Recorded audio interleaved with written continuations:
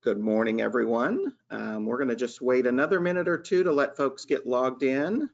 We're getting ready to start. I lost track of how many webinars this is, Gayla, how many we've done so far. This is 5. It's 5, yes. So Mhm. webinar number 5. So we'll let folks get logged in here for a few minutes. While they're doing that, I'm going to move to the next slide. All attendees are in listen-only mode, so you're automatically muted. You can change your audio functionality between your computer or phone if you need to, or vice versa if for some reason you're having a bad connection. And this is interactive, so if you have questions for either of the speakers or for Gayla or myself, there is a questions box that you can type those into, and we'll kind of cover those as we go through the presentation. We will present for about a half an hour, and then we'll do questions and answers at the end. But you can ask questions if something relevant comes up that a speaker said that you want to ask a specific question about. Feel free to go ahead and do that.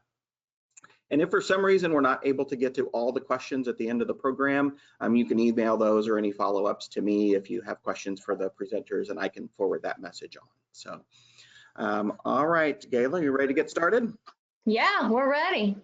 We love doing mornings on Main with everyone and being able just to see some of you, but just being able to connect is just an amazing thing, you know? I mean, we're in uncertain times. Stephanie just said, you know, crazy times. Yes, we're in crazy times, but we're making the best of it. And there's nobody better making the best of it than those that are working in our downtown communities and small business owners. I mean, they're resilient. They're finding ways to do it. So this morning's speakers are really going to show us the way and give us some insight on how to do those things. But before we get started, want to remind everybody that every Wednesday morning at 8:30 is Mornings on Main. So next Wednesday morning, we're going to be talking about recovery, reopen. What does that look like? So be sure to join us for the next webinar as well. Also want to mention that our Facebook, a Facebook post that we have set up, or platform that we've set up called Downtown Chat.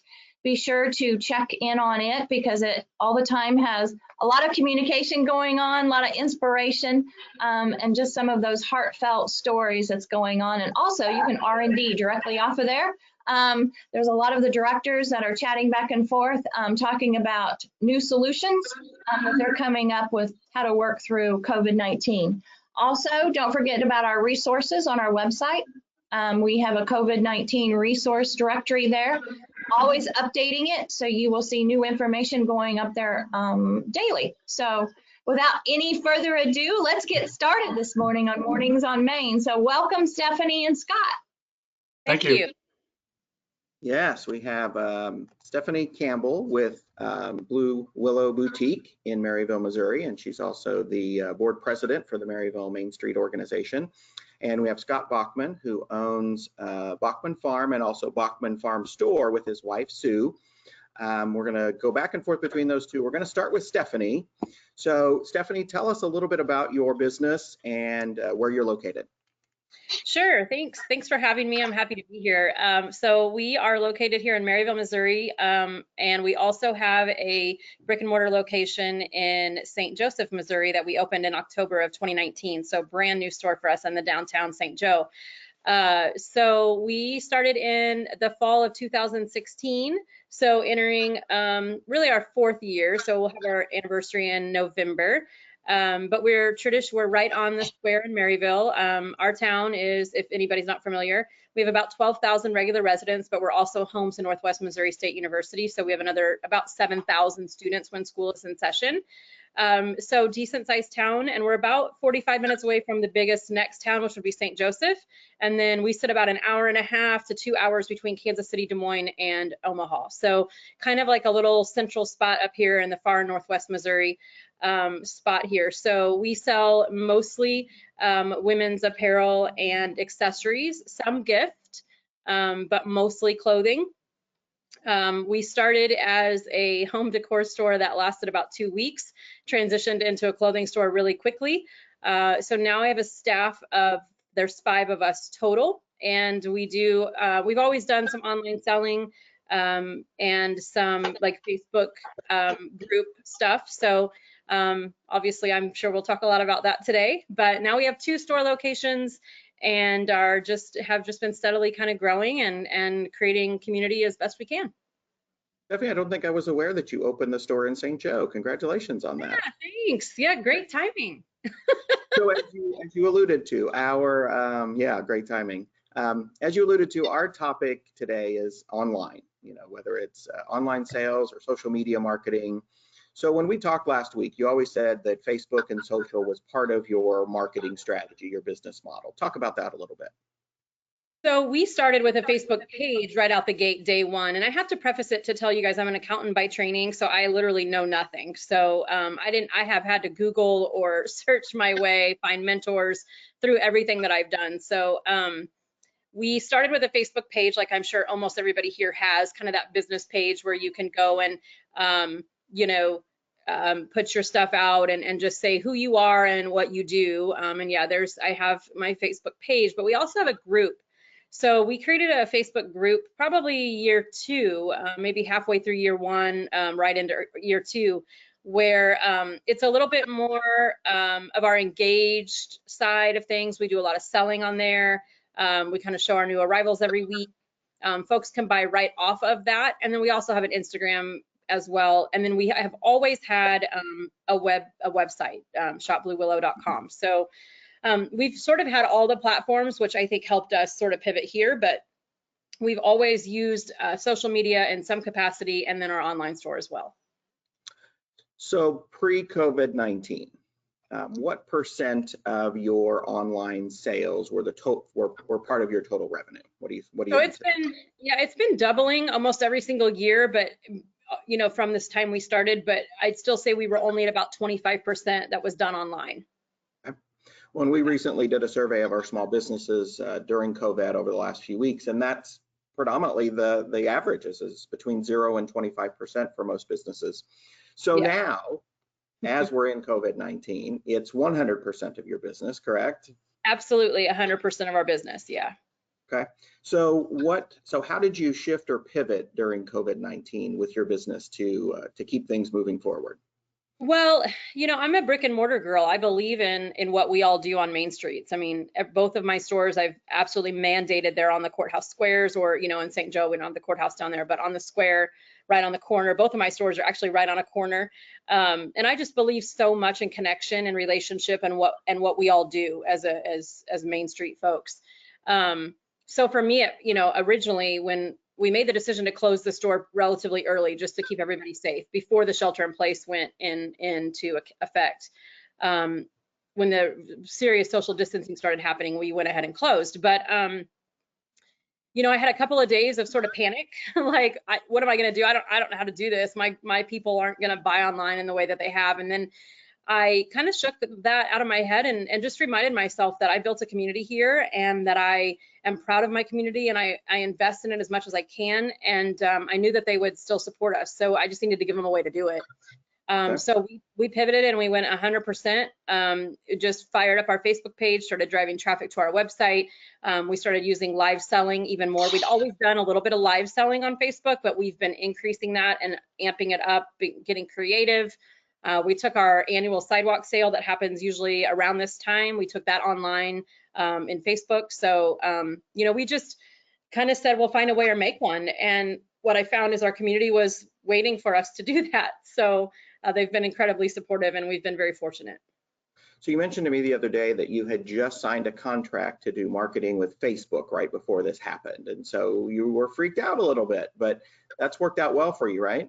Yes, it definitely has. I had literally put the ink on the paper for some Facebook ad help, hiring a consultant to do that because I can only do so many things. And that was sort of the next planned step for our business, was to reach outside of our area that we kind of already were working so hard in and start some new customer acquisition. And so it is a pretty big number every month. And this happened literally maybe 2 weeks after I'd signed that. And I had the option to kind of back off of that. And I spoke with her and she said, she was great, of course, amazing, and said, we can do whatever you want to do, but I highly recommend you stick with it because people have nothing to do but be online right now. And she was so right. So we're acquiring customers. We'd already shipped to about 27 states and I think we're pushing 40 now. So we're already acquiring customers that we didn't know that we're bringing into our group and into our community. So that has been really positive as well. We're going to talk with Scott too about how the number of states customers has increased. So you've had the same thing happen, Stephanie. So what about your staff? Have you been able to retain your staff? Is it a solo operation now? What's going on with that? So, we're all shelter in place. So I did lay my 2 part-time folks off. One of them is a student and one of them is a mom of 3. So kind of it all happened at the same time. My student was on spring break and I didn't have her come back because the store, they both work our storefront.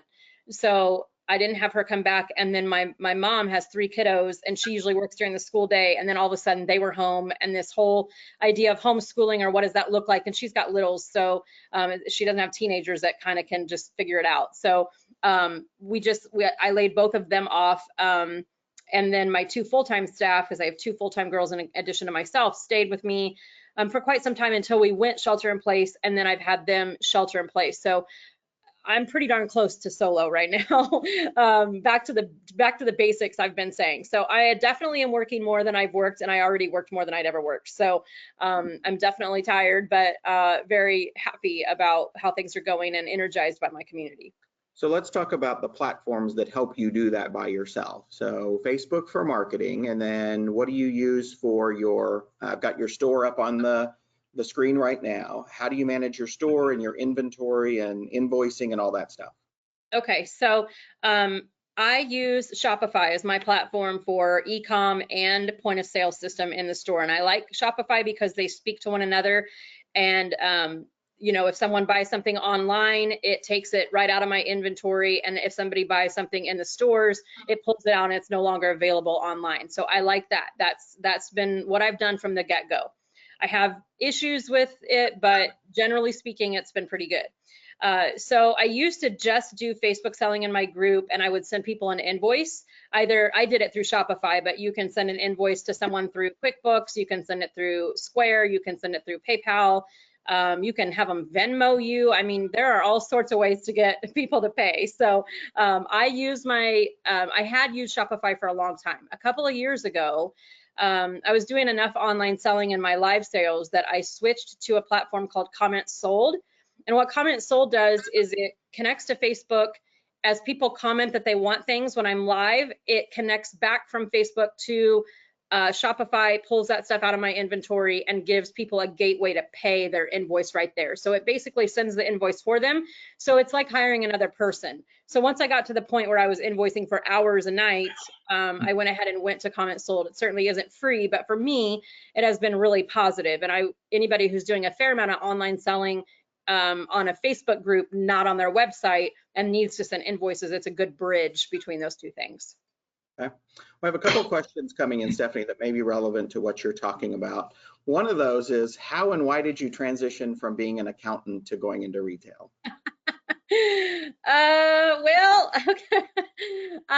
So I actually I'm an accountant by training. I did public accounting for several years, and I very quickly learned, as you can probably tell in 10 minutes, that I am not an accountant.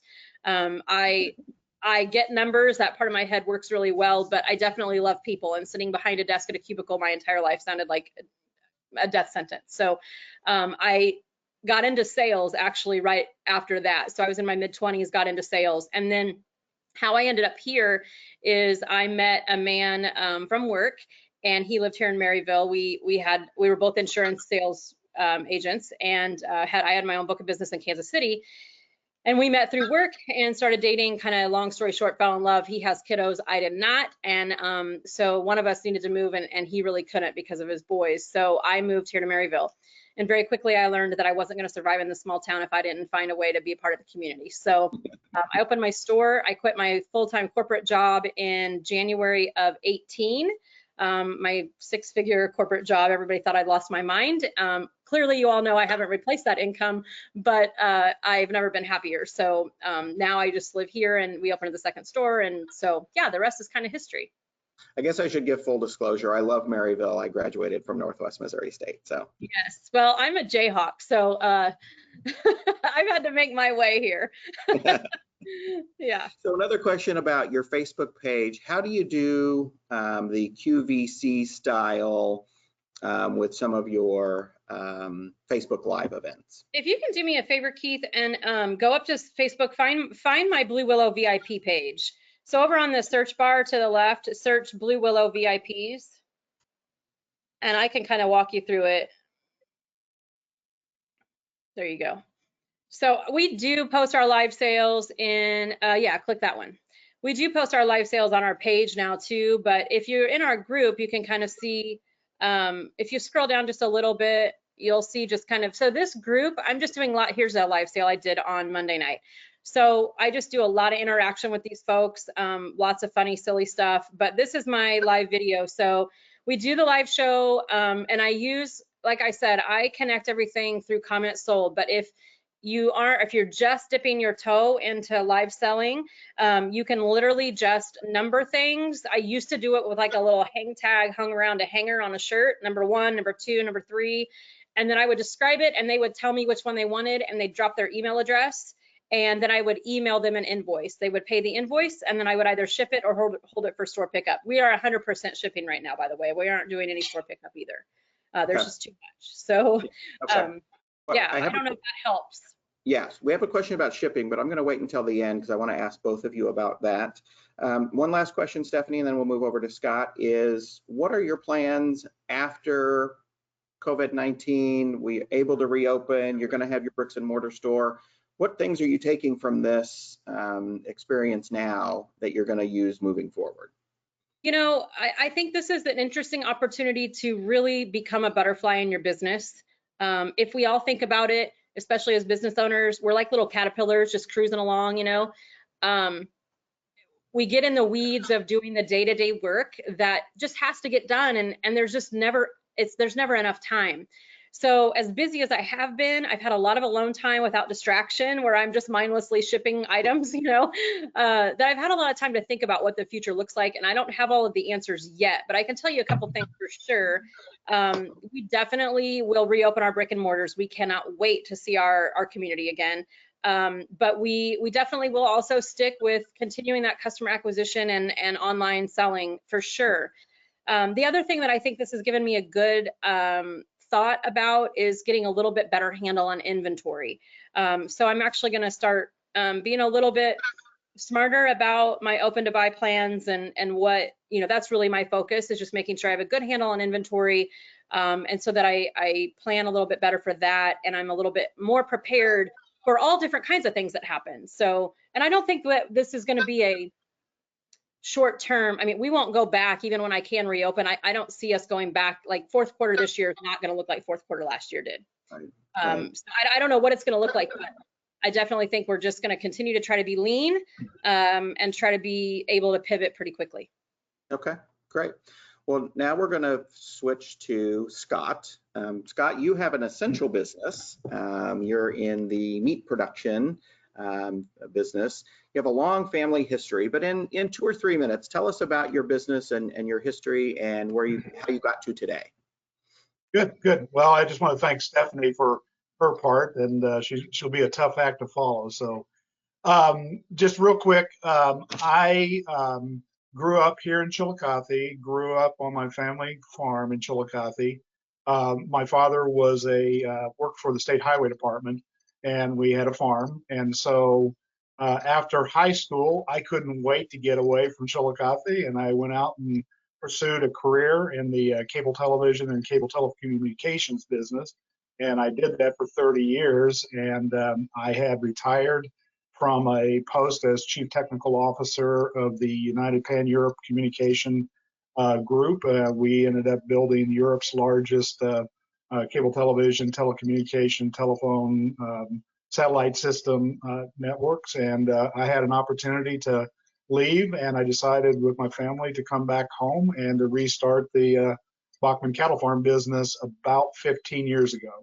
So about 15 years ago, we restarted the cattle business, and the focus on that was to be in the seed stock business, to sell bulls and to sell females to other Red Angus providers. We were in the Red Angus business, and we love that breed. And So we were pursuing that business again for about 15, 16 years, and just selling again our bulls, are selling our replacement females.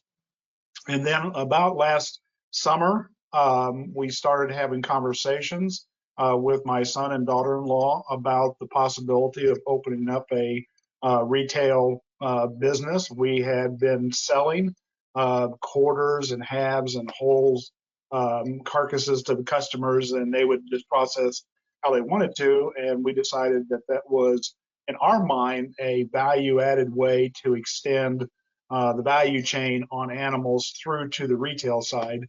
And so we started developing a business plan. We agreed on what we were going to do, and we agreed that we are going to find a brick and mortar location here in Chillicothe. We found one on the square. I couldn't agree more with Stephanie. The idea of being right on the square, being right here connected to our community was important. And we opened that up for business on September 15th, and that was just us going out, and we connected together.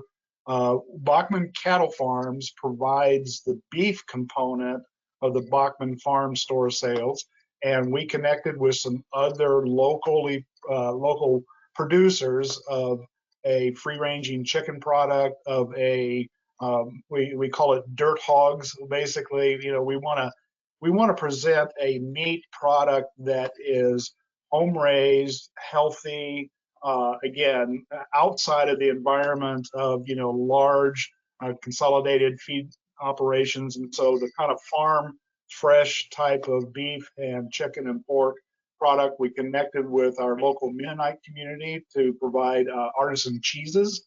And we provided also an avenue for a local beekeeper to produce their locally produced honey. So we put that together. We launched the business in September 15th, and we began doing, in-store sales. My son and daughter-in-law, they were pushing me towards, when are you going to go to online? When are you going to go? I said, let me get my act together first, in terms of just being able to be in the retail business. Never been in retail business in my life. Again, I was in a corporate position. I was coming home to be a farmer and a cattle rancher. And the idea of going retail was somewhat scary, but I've taken on challenges throughout my life. And so my wife and I, we decided we were going to do that. And it's just been her and I up to this time in the COVID time. And so we just ran the store, and our one employee at the farm, she came in and helped periodically as well. And so we did that. We started growing the business. We were able to break even on the business at about the end of the year. We started up in January, and we put our plan together to go online with our business there. We needed to get our platforms right. We needed to get our website. We needed to get our integration correct with Square and Weebly and what we did with Facebook. And so we started building that. I spent many a nights from midnight till 5 a.m. doing my own work on the computer to get the storefront looking right and to load the descriptions of the products and those kinds of things. So we didn't hire any outside integrator. We just took it on ourselves. And so let's talk about, you started your physical store in September. Yes. When did you start your online store? The online store launched on March 1st. So basically, we took that time from January to the 1st of March. We built everything. We launched the online store March 1. And of course, from March 15th to April 11th was right in the thick of COVID, and our store just exploded. And we started taking orders from all across the United States. And we have been doubling sales every month, and we've been shipping out product from California to Maine. We have some inventory challenges to be able to keep enough production ahead for what's happening right now in terms of demand. But basically, the online store went live on March 1st, and we are now we added almost 300 new customers in about a 5-week period of time. So it's been an explosion. So you have a physical store. Have you Yes. kept the physical store open during We- the pandemic? We have, and we followed basically the nice thing about, we communicated with our local customers that the easy way for them to do this in a social distance environment was use the online store and select the store pickup that you could select. And so basically they would go online, they would schedule a pickup, they would call us, we would walk out with the product and hand it to them into their car. So basically, we really cut down the traffic coming into the store, but we stayed open and we've been working inside the store, and we've been, taking the orders online, and we've been, like I said, people have been coming by and we've been giving that product out to them outside the store. Now, every once in a while, if one person comes in, we've been doing that okay. But so for the most part, like I said, and I'm sorry to say, we're going to go pick up a bunch of meat today, so all those sold out things will get refilled today. So inventory's low this morning, but it'll be refilled today. So.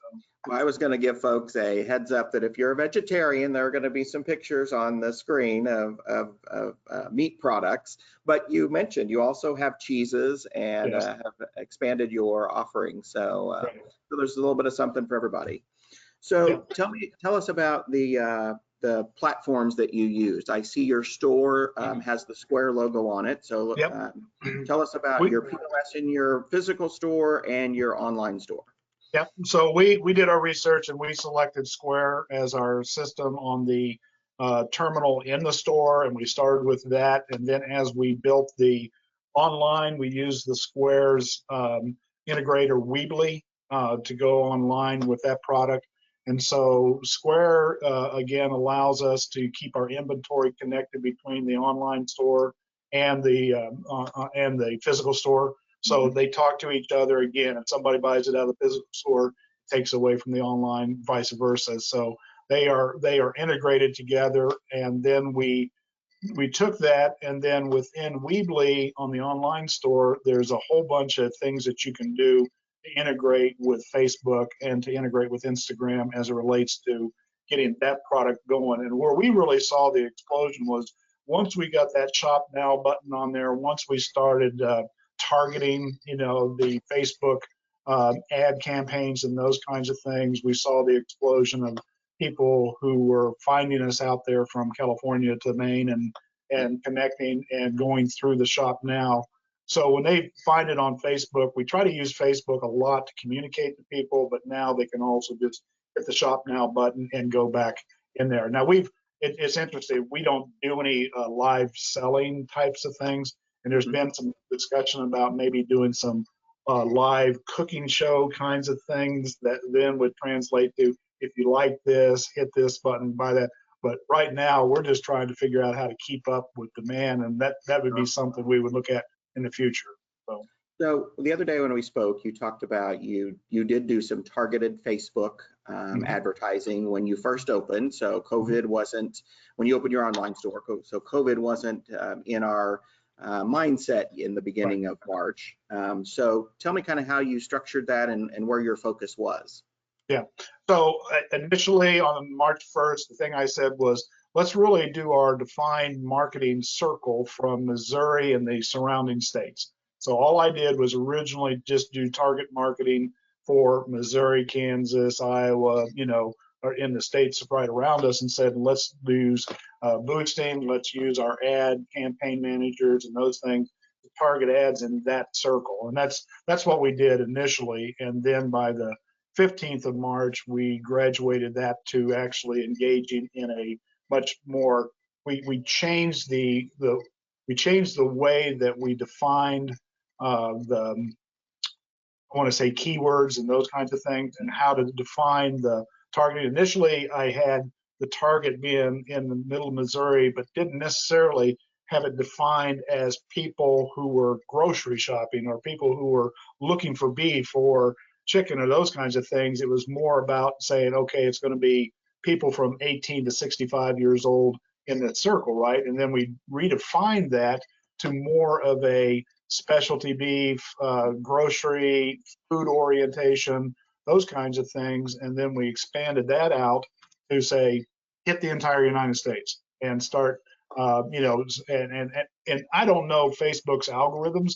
I don't know how if they go to a region, because we first started getting sales in from like Nevada, New Mexico, Arizona, and the western parts of the states, but we didn't get anything in from the eastern part of the states. And then all of a sudden we started getting tons of orders from New Jersey, New York, Massachusetts, South Carolina, and now it seems fairly evenly spread with a few key exceptions. I've never gotten an order from North Dakota yet, okay, and I've never gotten an order from Wyoming yet, but pretty much every other state. So I figure that the beef ranchers in Wyoming and North Dakota, they've got food. So They've got to take so right care. now, you know, like I said, it's primarily, like I said, geared towards now keywords around food and all natural type of beef environment and those kinds of things, because we are marketing Red Angus beef specifically. Okay, great. So now that you're having some supply chain issues with some of your product, have you stopped your advertising on Facebook, or are you still doing that? No, we're trying to up our supply.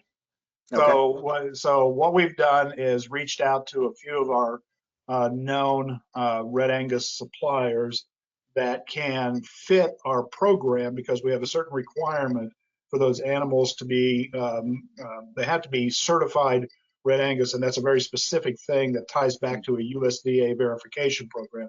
And so we've been able to increase our supply by reaching out to some other cooperators that have been utilizing, let's say, genetics from our farm to begin with.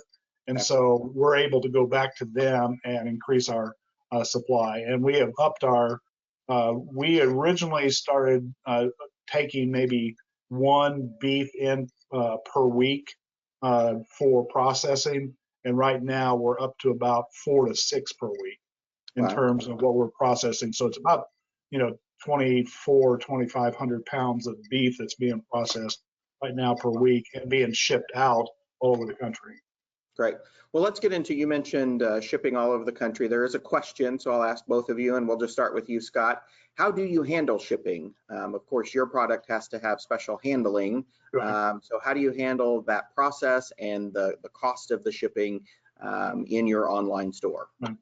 Weebly in the online store allows us to set up a real-time shipping engine between the 3 major carriers. So we selected USPS, UPS, and FedEx, but we restrict that to a shipping allocation that would be within 3 days, because we don't want our product out there, you know, a week out there on ice or whatever. So, you know, that'd be like a UPS priority mail, that USPS priority mail that would stay within a 3-day window, or a UPS 3-day select, or a FedEx. And if they want to, they could select the overnight. Most people don't, because they don't want to pay that rate for that. But like I said, so Weebly gives us the ability to make those selections and to select those rate carrier codes and stuff. And then through APIs that Weebly has with those carriers, they're able to go give us anywhere from 55 to 65% discount rates that gets passed along to the customer. So when the customer is ordering, they're selecting which shipping method that they prefer, whether it's USPS, UPS, or FedEx. And then that real-time shipping engine calculator comes back, and we add our base rate for what a box, a liner, dry ice pack, and those things would cost. We chose to go to a branded box. Okay, so our box looks like our website that has the, you know, Red Angus premium and eat a little more. So, you know, we're taking that box and we're taking those liners and those cold packs and dry ice, and we add a flat rate on that, and then plus the shipping rate. And that's what somebody, when they check when they want it. So the orders come in, and when we pull those offline, we know whether they've selected a USPS, UPS, or FedEx rate. And so we take those, box them up, and then take them to the carriers. Okay. So I'm assuming it's an additional charge. It's not, shipping is not included. Shipping is not included in the base rate of the meat. What we want to do is that we want people to see the value in the Sure. meat product itself, and then they look at the shipping and they say, okay, that's what it's going to cost us there. But we didn't want to try to figure out how to add all that cost into the cost of the meat. So. Okay. Stephanie, what about you? How do you handle shipping and all that processing? First, I have to say you're wrong, Scott. I'm already on your website, like adding to cart. So I like listening to you. I'm super impressed. Okay, so shipping is the bane of my existence. Sometimes makes me want to run away from home and leave my phone behind. When COVID, so pre-COVID, we, just had a flat rate, $5.95 flat rate shipping into Story. When COVID started, I have so many people that do local pickup. So many ladies will order from our live sales and then want to pick up in the stores. Well, we shut that down because there was just literally no way to keep it. I mean, we are shipping, hundreds of packages. There's just no way. I would die. So we went to all shipping. So I started with free shipping because I felt pressure from everyone else to do it. And then I realized that comparison is the thief of joy and money. And so I realized very quickly that wasn't going to work. So I went to my community and said, hey, here's the deal. Like, we can't do that. So now we have a base rate of $4. And then if they buy one thing, and then for every additional thing, it's an additional $1. So in a way, mostly we're cost sharing a little bit with the shipping, which I think has been good for my local folks because, they still try to choose store pickup. I had to remove it completely because they were still trying to do it. And so it lets us kind of bear the burden a little bit, and them as well, but keeps them shopping too. So once COVID is over, we'll go back to just kind of a flat rate shipping most likely, although I do like the base rate plus each item. So, but we also do a really nice job of packaging, like Scott said. Packaging matters. And so for us, like, we try to do a really nice job. We have a little present that we put in every bag, a note from me, so we try to do a really good job with our shipping so that they feel like they're getting, more than just something tossed in a bag. Okay, great. Stephanie, whenever you do open your brick and mortar store, what sort of safety precautions are you thinking about? I have to be honest with you, I don't even know when we're going to open yet. I know that the governor came out and said that we can all open on Monday, and that gave me high anxiety. So I immediately said, we're not doing that. In St. Joe, we've got a little bit of a situation in a pork processing plant that we're all waiting on to figure out what's going to happen there. I would imagine if we get a ton more positives out of that plant, St. Joe won't allow us to reopen anyway for a while. But in Maryville, it looks like we could potentially go with what the governor said. We're still waiting on a little clarification. For me, what we're doing now is I will bring some staff back once the shelter in place is lifted, and we'll do our best to social distance and, and get some work done. So we are definitely going to put some safety, stuff in place.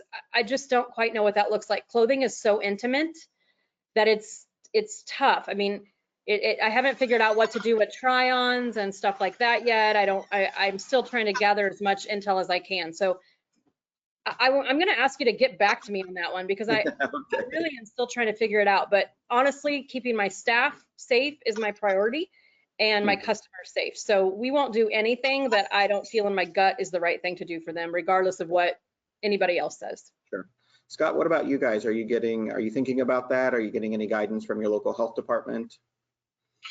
Livingston County at this moment has only had 2 confirmed cases. And both of those are, they came out fine. They didn't really have hardly any real symptoms, and they've been past their quarantine date. So that's not to say that as testing ramps up and other things, changes. I think, we will kind of work with Main Street Chillicothe, and we'll see what happens in other businesses around here in terms of whether they just throw the doors open. I'd like to communicate to our local people that there's a very easy mechanism. They go online, they order, they can still come by the store and give us a call, and we'll bring the product out to them. And probably will still communicate for a period of time that that's still something that they should do for their own safety, for our safety, and until we get down past a little bit. And just to give you a number, So, we went on March 1st having 100% of our sales from the storefront to now, I would say at least 90% of the sales are coming through online. So, I mean, again, what's happened is we have a kind of our local sales went down during this until they started to figure it out, and it's slowly starting to come back up. But our online sales just exploded, and so again, from that perspective, again, we look at it and say we think we can still just offer that easy mechanism for them to stop by the store and get what they want anyway. So people are getting retrained in, online shopping if they weren't used to that before. As we switch over to the question and answer session, which I've been doing a little of, I want to remind folks, feel free to ask questions. Just put them in the question box there, and I will scroll through those and ask those questions of our two speakers. So, Scott, you were kind of reading into the next question that I was asked is, of your sales pre-COVID-19, where is your total revenue? Is it increased, decreased, or is it about the same? It's increased fourfold. Again, we were clicking along probably at about 8,000-ish or so per month up through the end of the year. We started slowly increasing that locally, and now we're doing about 40,000 a month right now in external sales. Yeah, so it's like I said, we've increased, 4 or 5-fold since this has happened. So yeah, we're seeing $2,000, $2,500 a day sales that are happening nationwide. So yeah. That's a lot of hamburgers, Scott. That's amazing. It's a lot of pork. It's a lot of hamburger. A little bit of honey. I'm gonna help you out here in a minute. As soon as we're done, I'm hitting ding at the cart. Oh, it's like I said, sales have exploded. You can have steaks by the weekend, Stephanie. Yeah, and we're doing, like I said, about 40,000 a month now. Right? That's amazing. Yep. So Stephanie, what about you? I know you have a good story to tell also. Yeah, so I mean, pre-COVID-19,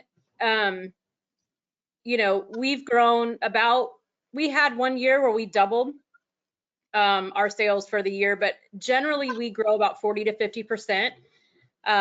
And we do that a little bit by design because it's, as Scott will tell you, it's tough to go fourfold overnight. I mean, that's really tough. It puts a strain on cash flow. It puts a strain on all your systems. It puts a strain on yourself. So I've tried to be a little bit measured in our growth, but we are definitely up for the month of April. I'm surprised because we have a strong growth anyway, but we're even up over that. Definitely not fourfold. I would have already died, but but we have grown, and I'm very excited about it. So honestly, when we did the second store, I sat down and the accountant and me did projections for like what we should do, each month based on that second storefront, and we hit that number this month with both stores closed. So wow. I'm super excited about that. Super excited and very tired. Very tired, but very grateful. Yeah.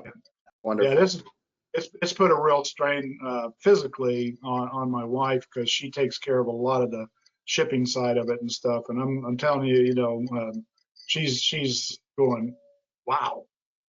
I feel very tired at night when I come home right now. So. Yeah. So our next question really applies to both of you. So we'll just start with you, Stephanie. What sort of advice do you have for a business that is overwhelmed and they don't know where to start with their online sales or online store? I think for me, I would start where you have a following. So if you are on Instagram, I would start selling to my Instagram following. Most of the people watching are probably on Facebook. So I would start selling to that Facebook following. I wouldn't rush out and try to put up a website real quick. It's extraordinarily time consuming. And unless you have a mechanism to drive traffic to that website, it's not like if you build it, they will come kind of thing. You don't just put it out there and people just randomly find you. So I would start with where I had created the following. So if it's a Facebook page for you, use it. If it's a Facebook group for you, use it. And I would start using Facebook Live. Video is king. And people watch it, and they literally are sitting in the sweatpants they've from me wanting to buy beef from Scott. So it literally is, it's a little gold mine out there that you need to use. So I would definitely start by having a live sale, and I would show them the products I have for sale. I am happy to help anybody. My time is tough, but if I get emails, I can respond in the middle of the night and get back to everybody. I'm happy to help. And then, so what I would do is I would do a Facebook sale. I would let my audience know I'm going to go live at 8 p.m. on Tuesday, and I'm going to sell you gifts for Mother's Day, for example. And I would put together those things, I would sell them, and then I would send them invoices. And then I would collect those invoices and ship those products out. And I would just start doing that on the regular. And I think that's probably the easiest way to get started. And then if you start to see success there and you want to do a website, then go ahead and get started on that back end side. But it's not something that you just literally do overnight and it just happens. You've got to drive traffic to it. And also, Stephanie, I would reference the speaker we had last week, Pam Wheeler. She's still working on her online site, and Michelle asked this question. So Michelle, we do have that webinar recorded, and you can find it on our momainstreet.org COVID-19 page. And she just does her Facebook Lives, and with her following, she just has people direct message her, and then they process the payment, and then she either delivers it or puts it out on her front porch for folks to come pick it up. And she's doing that until she can get her online store together. The Yep. other thing, and I think Stephanie, you and I talked about this last week, and Pam mentioned it last week, she's not putting every product that she has online. That's pretty overwhelming for a lot of folks. And so just picking those key items, I think, might also be a part of, just get started, dip your toe in, do a couple things. So that's great advice. Scott, what would you add into that? Number one, just echo what Stephanie said. I think a person's approach, I think, has to be simplistic, low cash investment, unless you're sitting on a pile of cash that you're just wanting to, do that. I think that, starting simply using the Facebook side, like she said, build the audience, there's a lot of simplicity in just direct messaging, sending an email invoice, making things fairly simple. People want to buy that product, and obviously I'm talking about somebody who's believes in the product that they are trying to sell online too, and that they'll get through that, right? So I really don't have, we knew that one of the things that was key for me was I did not want to spend a whole lot of money on a website integrator or anybody building that type of stuff. And so I wanted to build it incrementally. And that was the one thing that Square through Weebly allowed me to do, was that it was my sweat equity that I put into building the site and those things. They gave me the template, so I had to stay within the parameters of the template, but it's tied to their incremental fee processing cost, right? So I didn't have to spend any extra money on that, and it's built within the Square fees. So I could tie back my website and my online store back to simply saying it's within the 2.5% to 3% fee that I'm going to get charged from Square to process that, and I didn't have to pay somebody. I had a entity that built our website, our Bachman Cattle Farm website. They built that, and I had to spend the money for that. And what they wanted to charge me to put together a website and tie it to Shopify and do those things would have been about a $1,500 to $2,000 investment to get that done, to get it up and running. And they would still have to be the one that I'd have to go to make changes and those kinds of things. And I go, no, to me, there's a different way. And so at least I felt like Square through Weebly gave me the way to do it on my own. I spent a lot of my own time doing it, but I think that that's the nature of small business, is you got to be willing to put in a lot of sweat equity on your own, wait for the time to, but you're managing your cash flow. Yeah, and we've heard from a lot of small business owners that this is the perfect time for them to do their online store because they don't have that physical store open any longer. So they're catching up on things that they put on the back burner for years, many of them, and that online store is one of those. Let's get that done. So Michelle, we heard Scott talk about Square and Weebly. That's the platform that he used. And Stephanie mentioned Shopify, and your invoicing is Comment Sold. Is that correct? Yeah, we use Comment Sold for our invoicing, but literally, if you have a PayPal account, you can send your clients a PayPal invoice. You don't have to pay anything for that. So you can literally do this for $0. You can literally sell on Facebook your items, have them drop you an email address with what they want, and then you can email them their their invoice through PayPal. If you have QuickBooks, I have a girlfriend that uses QuickBooks. So there's a variety of ways, like Scott said, to do it low cost.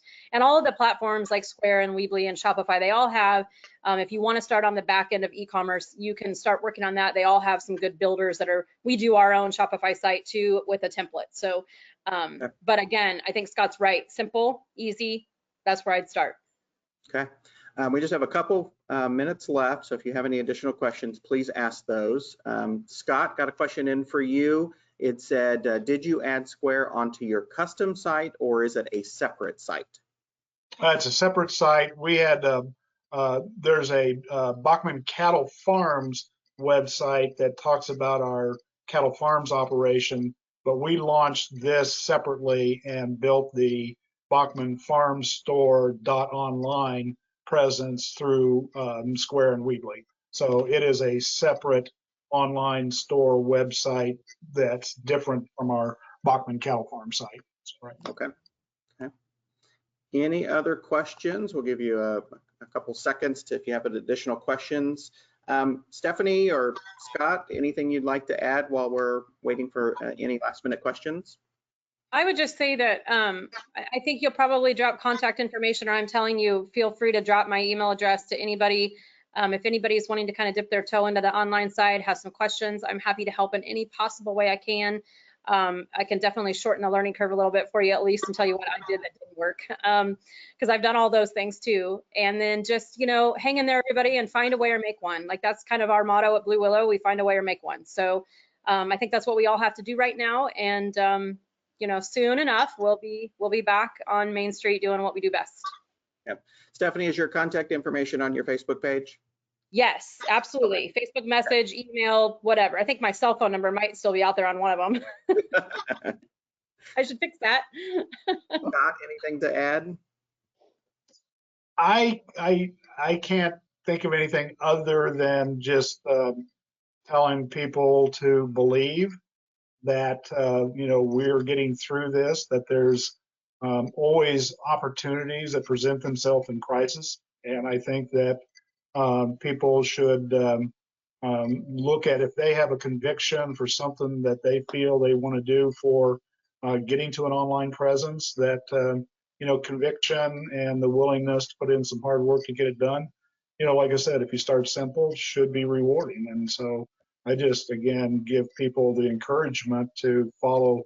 COVID-19 may have changed some things, for you, but it may be, like I said, one door closes and another door opens. And I think this has been, an incredible experience for us, of a new door that's been, opened that we didn't know was being opened. Right? Yep. So. And great point, Scott. And that's why we do these webinars. There are plenty of examples out there for folks to follow and emulate and get inspiration from. And so that's why we do these webinars. And so I want to thank you, Stephanie. I want to thank you, Scott. Good to see you, Stephanie. Good to meet you, Scott, for the first time. You guys keep doing what you're doing. You're doing great stuff out there. And both of you have offered your contact information is on your Facebook pages and your websites if people have additional questions. So thank you both very, very much. Kayla, any last word? Just thank you for being so inspirational. And I think you guys need to tell us how many orders you get after this webinar is over. Okay, there you go. We'll do. Great work. Thank you for being yeah. Thank you for being Main Street people for us, small businesses. Thank you for the opportunity to share. So thank you. And as Kayla mentioned, next week we're going to be talking about how to reopen, talking about what that picture looks like. So please check us out next week. You guys have a great day, and we'll talk to you later. Thank you. All right. Bye-bye.